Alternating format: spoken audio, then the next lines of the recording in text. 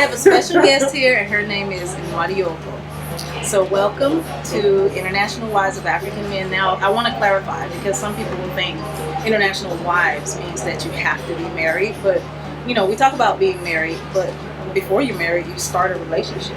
So, you know, it's also about that and trying to find the African man and making sure it's going to work before you get married so that you don't get divorced. We don't want that. Yeah, so you're here in Ghana as a single woman. Right. You hear that, man. So tell us about you. Are you blessed? Like the comments, like, Like, yeah, what's her name? Oh, sister, you're so beautiful. You get that a lot? I'm sure you get that a lot. Oh, you are so beautiful. Where are you sometimes. I do get that sometimes. Come be my friend. Yes, my special friend. Oh, don't be mean. Just Don't be mean. Yes. But sometimes. What do you do when they do that? Do you give them a number? Because they always pressing. No, I Okay. really try and avoid numbers at all costs. I don't always give anybody my number. Some people get it, Okay. but yeah, that's what call IDs for. But what if you don't recognize the number? You just don't answer. Are you one of those people? Sometimes it depends what kind of mood I'm in. If I don't know your number, I'm not going to pick Oh, up. like, okay, so you don't answer your phone. I don't. If I don't know your number and I'm not in the mood to talk. Because if I pick up and I don't want to talk to you, then I'll feel really bad. So I'll give you like 5 minutes. Oh, wow, you're nice. Because I'll be like, okay, can't talk, and I just hang up. Yeah, but I know I'm going to be nice, so I'd rather just not pick up the phone. Or I'll just straight up reject the call. Do they? Okay. Have you had someone find you on Facebook yet? Has that happened to you?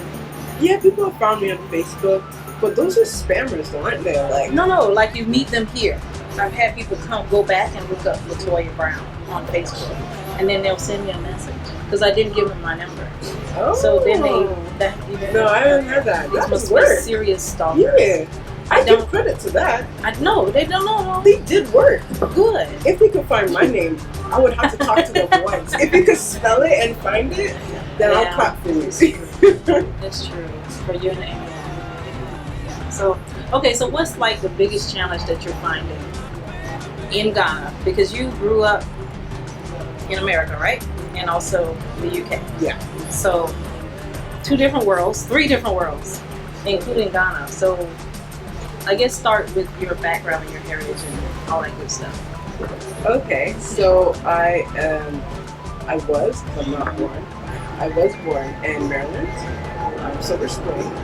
Then I was in Maryland until I was about 13. And then I got sent to boarding school in England, where I stayed there till about 24. Okay. But I was going back and forth from England to America. So it was always a bit of a culture shock on holidays. It was like I was visiting my country. It was really weird. But and then I moved to Ghana about a year and a bit ago, and I decided to stay. Okay. All right.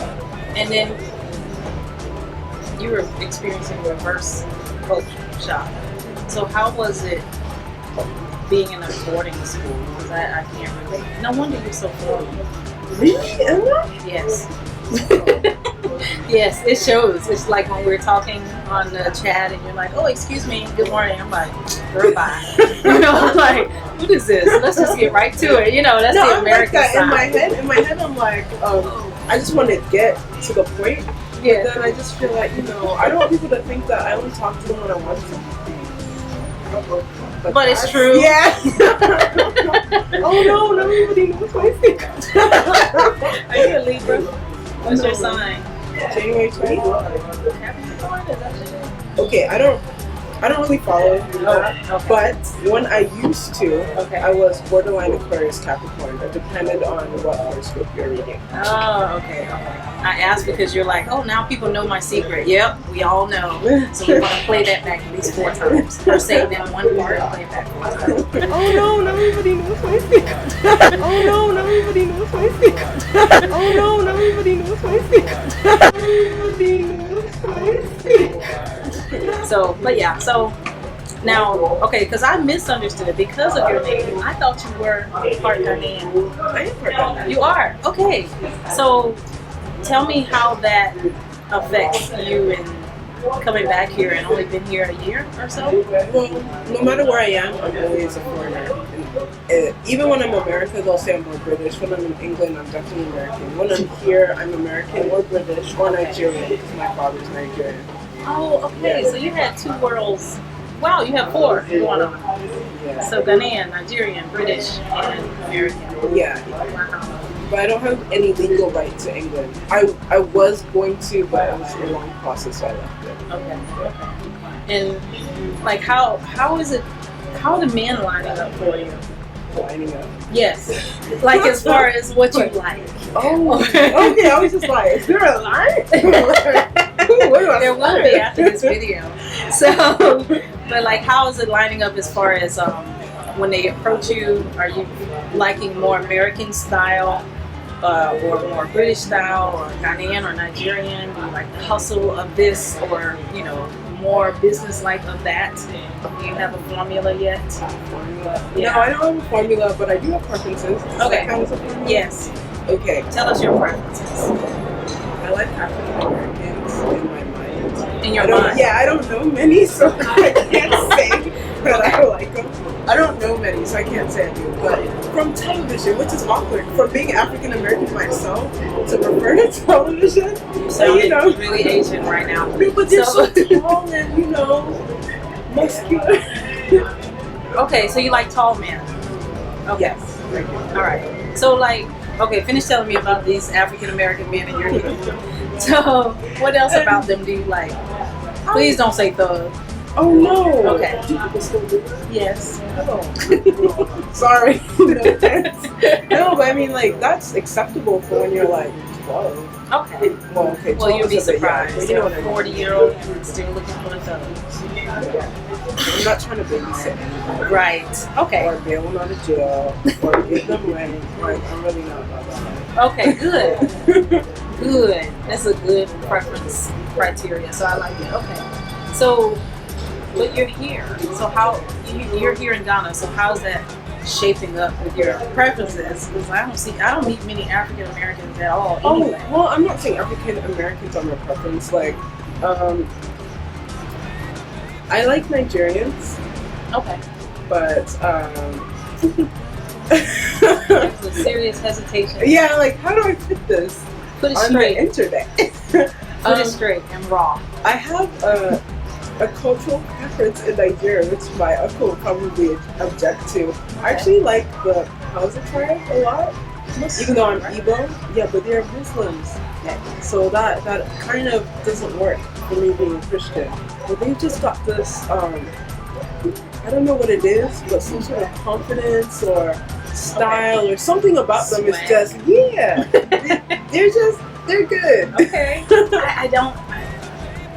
I wish I knew some so I could have some frame of reference here. So you have to give me more description.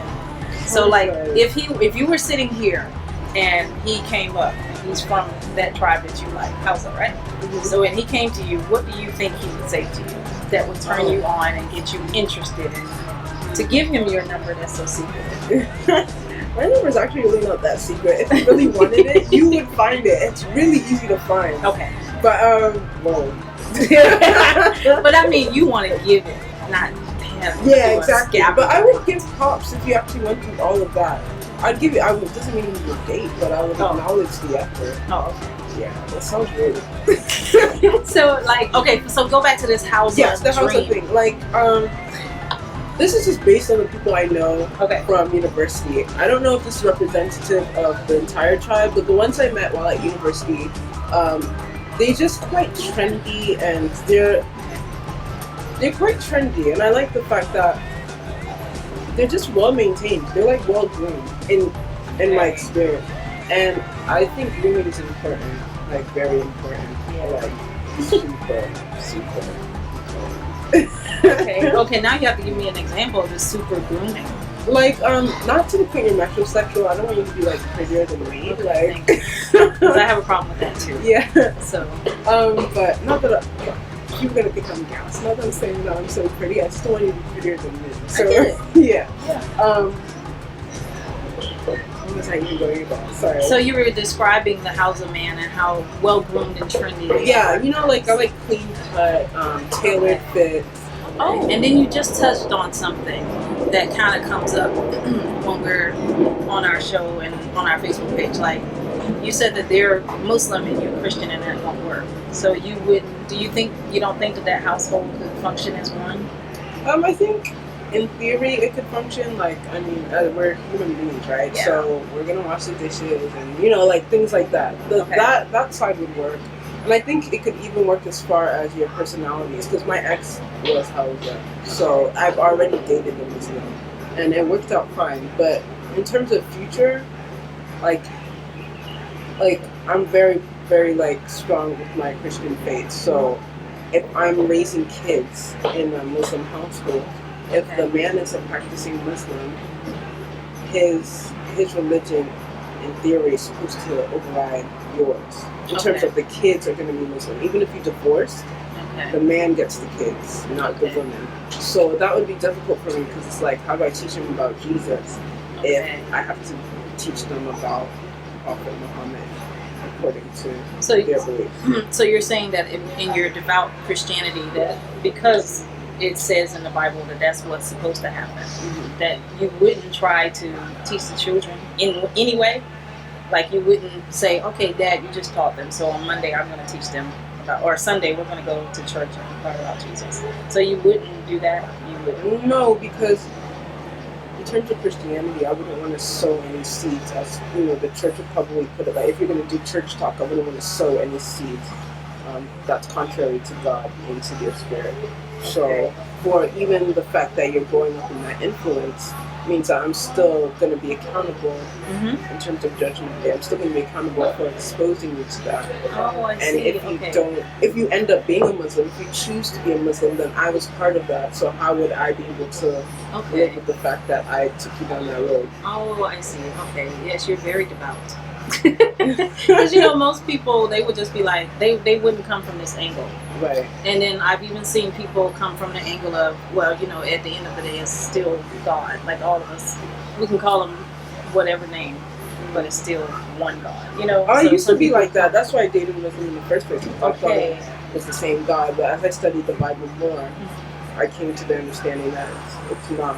So if I was with my belief system when I was still at university, then yeah, it wouldn't have been a problem, because at the end of the day, that's what I thought. But then it just, I don't know. Okay, I get it. Yeah. All right, and that's actually really responsible. Oh, thanks. Yeah, that's like over the top responsible, actually. So I guess that's the mark where everybody should be trying to be, essentially, because there's a mold already set. You know what I mean? So it's like, if everybody is trying to do that, then you wouldn't have so much confusion in your marriages to begin with. So, how very good of you. Yeah, I was like, wow, that's good though. But it puts it in a good perspective before you get into that relationship. Yeah. So, like, if you met the man and he said he would, what if he said he would convert to Christianity? Would that be You'd okay? have to convert first. Okay. Because not during.